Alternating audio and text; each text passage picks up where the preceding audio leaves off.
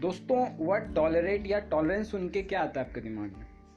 Well, इसकी simple definitions तो हैं, मगर ज़रूरत है इसको समझने की, क्योंकि सबके लिए इसका मतलब अलग अलग होता है। वी ऑल नो सबका टॉलरेंस लेवल अलग होता है, लेकिन कुछ बेसिक चीज़ें हैं जो हर किसी को टॉलरेट करनी पड़ती हैं, simply because we need to grow in our life and that for our betterment. Well, hi friends, you are watching trendy talks और मैं हूँ आपका होस्ट एंड दोस्त जुका। दोस्तों, वैसे तो हमारे देश में ये टर्म कुछ वक्त से काफ़ी चर्चे में रहा और अब तक है, और कहीं ना कहीं आगे भी रहेगी जब तक कि हम अपने नैरो मेंटालिटी से बाहर ना आ जाएं। तो चलिए आज के वीडियो में इस पे ही चर्चा कर लेते हैं कि what actually tolerance mean. Guys, word tolerance का अपना एंशिएंट रूट है और ये वर्ड आता है लैटिन टर्म टॉलरेंशिया से, यानी टू इंड्योर। आसान भाषा में कहें तो सहना।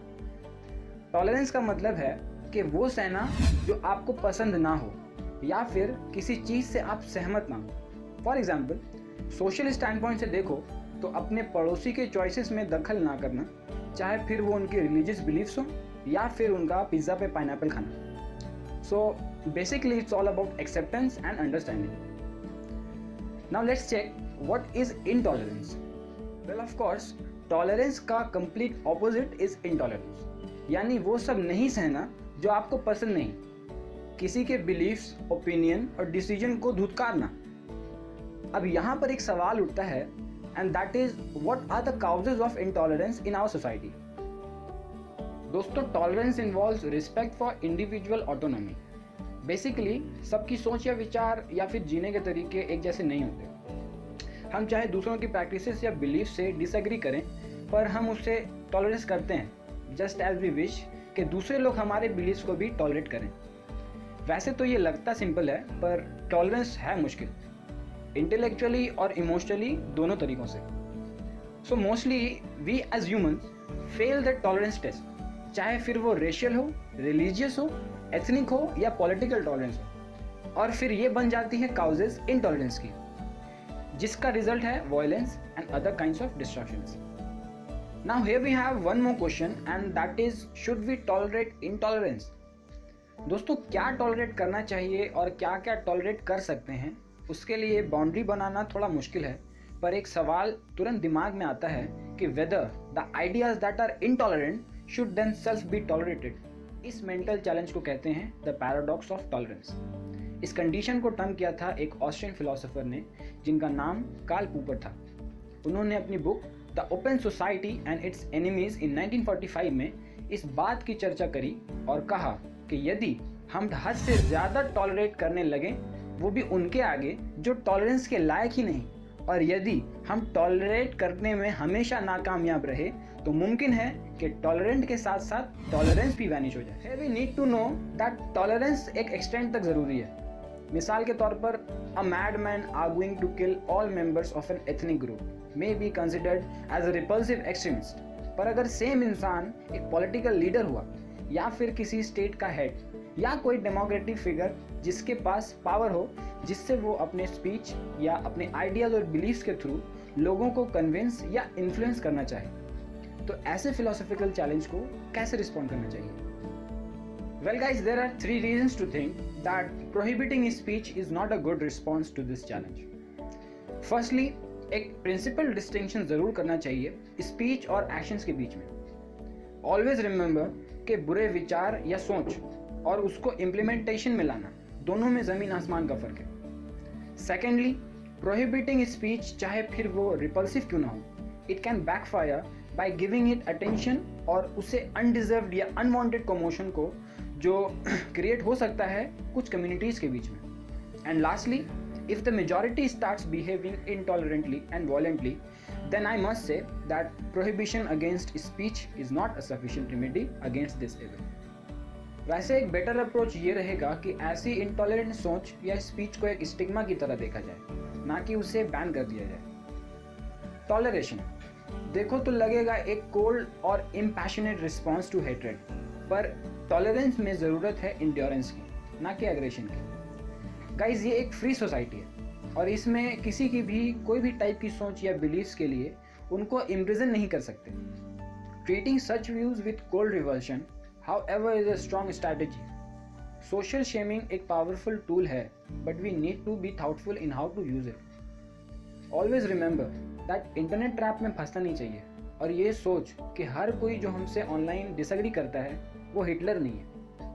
जब हम इजीली ऐसी चीज़ों को लेबल कर देते हैं तो बहुत मुश्किल हो जाता है डिस्टिंग्विश करना between good and repulsive thoughts and speech. अब जब बात हमने मेजॉरिटी की कर ली है तो सवाल ये उठता है कि मेजॉरिटी के टॉलरेंट होने से नेशन को अल्टीमेटली कैसे बेनिफिट होंगे।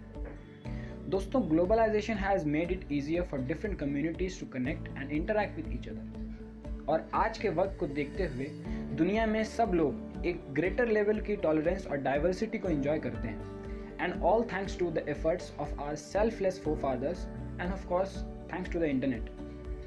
पर ऐसा नहीं है कि अब इंटॉलरेंस की वजह से इश्यूज ना हुए हों। अभी भी दुनिया के कुछ हिस्सों में ऐसा होता है और सिचुएशंस आउट ऑफ कंट्रोल हो जाते हैं, लेकिन टॉलरेंस का प्रदर्शन करना और समझना हर देश के लिए बेनिफिट भी साबित हो सकता है। दोस्तों, जहां सबको इक्वली ट्रीट किया जाए और इक्वल अपॉर्चुनिटीज मिलें तो सब इफेक्टिवली अपने टैलेंट्स और रिसोर्सेज से अपना स्टैंडर्ड ऑफ लिविंग इम्प्रूव कर सकते हैं, जिसका ये नतीजा होगा कि बिगर मिडिल क्लास होगा और पॉवर्टी में रिडक्शन होगा, ग्रेटर स्पेंडिंग से पावर कंट्रीब्यूशन होगा और ग्रेटर इकोनॉमिक ग्रोथ होगी, और पॉजिटिव एंड ऑनेस्ट इम्प्लीमेंटेशन से बड़ा कंज्यूमर बेस बनेगा। गाइस, जिन देशों में कुछ ग्रुप्स या कम्युनिटीज़ को लेकर डिस्क्रिमिनेशन होता है वहाँ पॉसिबिलिटी हो जाती है स्लम एरियाज और हेल्पलेस लोगों की काउंट बढ़ने में।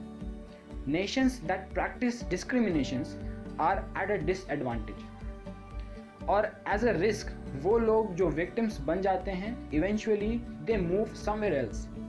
दोस्तों, इंटॉलरेंस से पैदा होती है नफरत, and this hatred leads to distrust, and distrust causes disunity. Tolerance से एक छूट मिलती है और अलग बैकग्राउंड्स, रिलीजन और रेसेस के लोग साथ में रह सकते हैं और काम कर सकते हैं, जिससे उनकी यूनिटी बनी रहती है।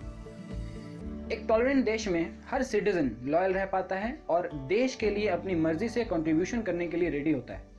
जिन देशों में कुछ कम्युनिटीज़ को डिस्क्रिमिनेट किया जाता है वहाँ अफेक्शन के बदले में दुश्मनी ज़्यादा देखने मिलती है। एक सिंपल सी बात है, जहाँ डिस्क्रिमिनेशन है वहाँ पीस नहीं हो सकती। इंटॉलरेंस से बढ़ते हैं झगड़े, वायलेंस और इनस्टेबिलिटी, जिससे एक माइंडसेट तैयार होता है जिसकी वजह से कुछ ग्रुप्स एक दूसरे के साथ नहीं रह सकते।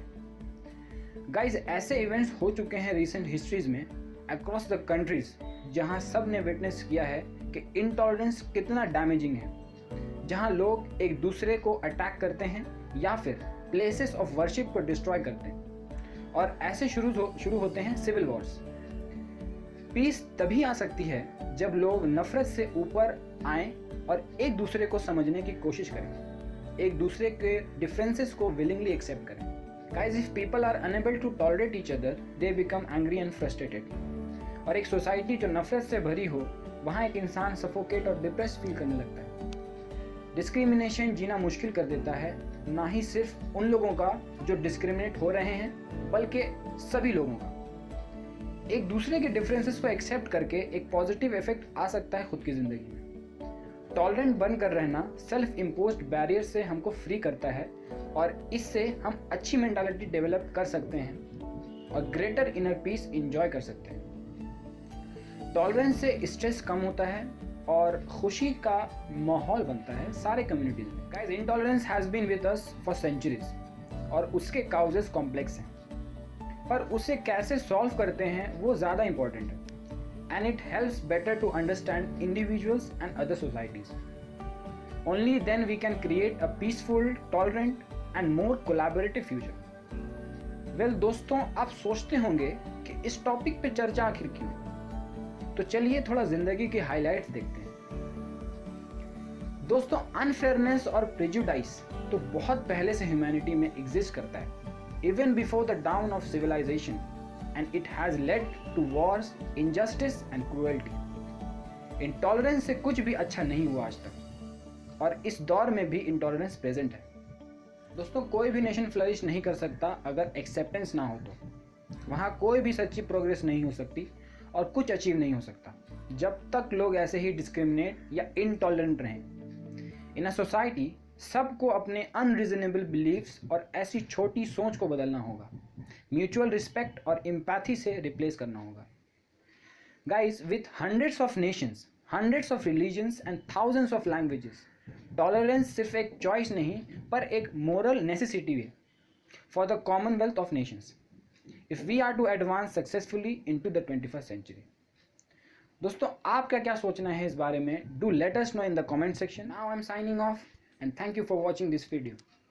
Don't forget to like and share this video and subscribe to our channel and press the bell icon for future updates. Till then, take care and Jai Hind.